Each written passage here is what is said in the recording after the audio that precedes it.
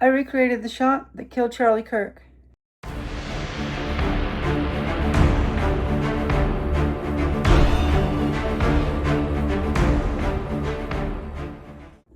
If you're watching this video, you already know that on September 10th of 2025, Charlie Kirk, the political debater and Christian activist, was assassinated at a university in Utah in front of the entire country.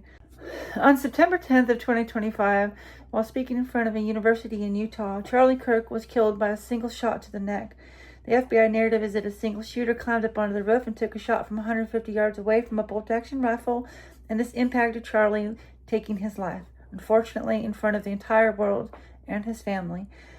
My heart goes out to them and anybody who's been impacted by this. There's been a lot of conspiracy theories that have come up since this happened, because there's a lot of inconsistencies in the stories, and there's a lot of inconsistencies in the ballistics of what occurred that day. There is no official statement about what specific rifle was used. We know that it was likely a 30 caliber rifle, either a 30-06 or an 8mm or a 308. The picture that was shown was a Mauser type action, which doesn't really give us a lot of information because you can chamber Mausers in a lot of different rounds. So we don't know the specific round, but the speculation is that it is a 30 caliber round, which is a very common hunting round in the United States. There was a lot of inconsistencies with the ballistics, namely the underpenetration of the 30-06, and there's been a lot of theories about it. There's not been a lot of things that showcase specifically what happened. So today I decided that I was going to go out and try to recreate that shot as it occurred. Could it have happened?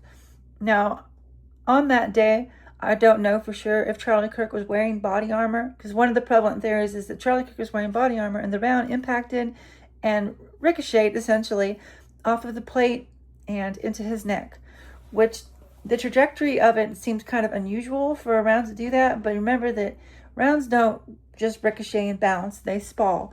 So when it impacts the plate, it squishes and it shoots in all directions, about 360 degrees in all directions, with different patterns and different amounts that go, all over the place. So the debate is whether or not this could have happened.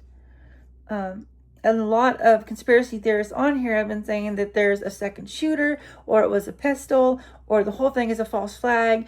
I heard a thing earlier today that he had a special lapel gun in his microphone that blew up and shot him in the neck. There's a lot of really crazy conspiracies out there. And I do not trust the government. And so one of my initial ideas was to question everything that was happening. I don't trust the government, and I don't trust them to tell us the truth. And I know there's a lot of very questionable things surrounding this, but I'm not discussing those today because that's not the purpose of this video. The purpose of the video is to explore the ballistics and how that occurred that day and how it could have occurred by recreating exactly what happened. And that's what I'm going to show you here in a little bit. But before I do that, I want to talk about the body armor. So the speculation is that Charlie Kirk was wearing body armor, and we could see in the photos that Charlie Kirk has the outline of a plate underneath his shirt. It is very clear to see. We don't know what kind of body armor. We don't know what the make is of it. We don't know what the material is of it. So again, there's a lot of speculation occurring within this until more information is released and comes out. So I tried a multitude of different body armors to try and cover a spectrum of things that I think might have happened. I'll show what those did, and we'll discuss it a little bit further before I show you the shot that pretty much essentially recreates exactly what happened that day. The other thing that I wanted to say was that I am not going to show any of the videos or any of the images of him getting hit by the bullet. We all have been traumatized enough, and I don't want anyone to have to worry about that again, okay? I don't want you to have to be re-traumatized by this assassination, because I saw it multiple times. I've watched it in slow motion, and I am sick of seeing it. And I hope that you all are okay with me skipping over a lot of that. But in the video, you can see a hole in his shirt, and his shirt goes up, directly upwards, as though it's being pulled by an object. So it would look like a round impacted him and then ricocheted upwards. I have seen a lot of speculation about the bullet cavitation, the wound cavitation, and how that occurred. And I'm going to tell you right now that the cavitation that we've seen in the videos is completely in line with the ballistics of spalling, or a round, majority of a round going upwards and into the neck with enough velocity to create a small temporal cavity, which is what you would see. And what's more important is that if this is going upwards and into bone, sinew, and other things, and it's lost a lot of velocity from the impact, it is very much in line with, it could have not exited out the back. But again, I'll just explain that more when I get to the ballistics part of that. This is not a conclusion. I am not saying that this is exactly what happened. I am merely showing that this is a potential possibility that what has been theorized about the body armor and the impact can happen. This only took one shot to accomplish this, and it's a very, very similar effect. And I will show you that here in a moment, because I'm going to get into the range components here in a second. I'm going to get to the range. I'm going to show you that here in a moment as soon as I show what I did at the range. And yeah, so don't want to keep you any longer. That's essentially what happened. And so this is the soft armor 3A. This is only Kevlar, rated for 44 Magnum. And we're going to try this first. Okay, so no damage to the skull. This is where the round impacted, right on the right shoulder here, and you can see it was a clean through, impacted, tore out the 3A Kevlar armor, went right through the shoulder there, and continued out the back. There's the exit hole. There is the exit hole on the armor in the back. Now I'm going to put this 3A rated armor plate in here, and that'll take the total armor protection up to 3+, which is rated up to 556. This one looks more like the body armor that he was wearing, because you can see the outline on the plate there. And this would be 3+ rated. Again, no holes anywhere in them. And I'm going to try to do an impact around here. We'll see how this goes. Okay, so here we are. I picked him back up because here we are. I picked him back up because he kind of fell down there. Okay, so here's the impact of the round, and it just went out the back there, which is what you'd expect with 3A. And here's, oh gosh, I can't get this out. Yeah, so, oh my gosh. There's the hole. So, I'll have to pull this out off camera. But the soft armor basically went into the chest cavity. Yeah, not a good day. So let's move up to 500 and see how that does. All right, so here's my very professionally installed AR-500 steel plate. I decided to not use this one in a carrier just because I didn't want soft armor with it. It's already rated for 3+. This is already rated for 3+. And again, no injuries to the neck. Everything has been cleared.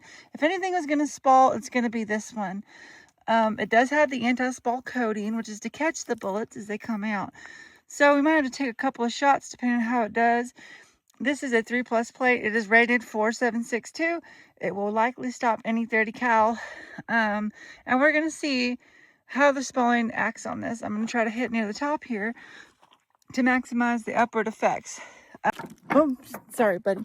I'm going to go ahead and back out to 150 yards, and we're going to see how this one does.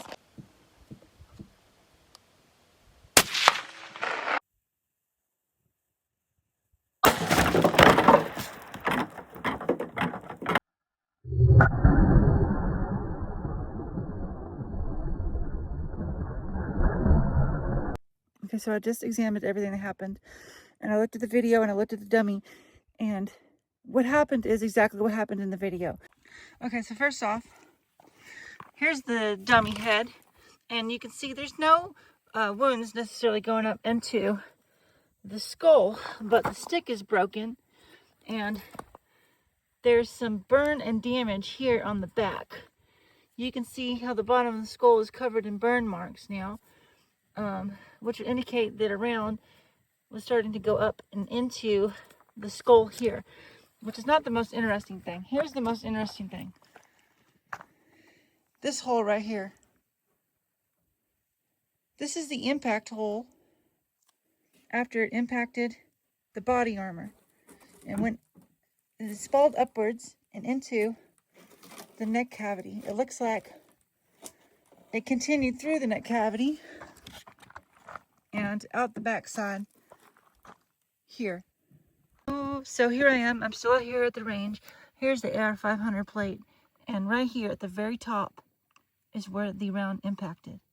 And as you pull this back, you can see the impact and spalling pattern on the steel. And it has bowed the AR-500 steel right there at the very top of the plate.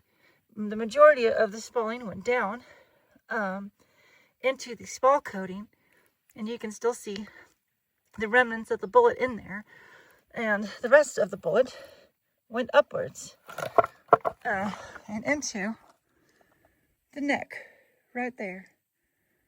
So as you can see, under the circumstances of Charlie Kirk wearing AR-500 steel body armor of some kind, this can occur. This can happen, which is enough to sow doubt in a lot of these theories about Charlie Kirk's extra assassins and exploding microphones. My point is that you can very clearly see that the bullets can do this at that angle. Now, the angle's not perfect, and I don't know the projectile. I don't know the load. I don't know the velocity. But there's a lot of, when you're dealing with a bullet that's going under 300 yards, 150 yards, a lot of the ballistics are going to be very similar for most of those medium range rounds. The 30 caliber rounds, 308, 30-06, even 6.5 Creedmoor, anything that's under a Magnum round, the ballistics are going to be very similar. So honestly, even soft point, hollow point, ball rounds also going to have very similar wound characteristics, especially impacting steel, because it's just going to fly apart. So essentially, all I'm saying and showcasing here is that, so essentially what I'm showing here is that this could be just what happened. As a lone gunman went up there, took a shot at Charlie Kirk, hit his plate, the round spalled up into his neck, created the same wound channel that we see in the video. If you stayed this long, I thank you for staying this long. Don't forget to like and subscribe, and I'll see you in the next video.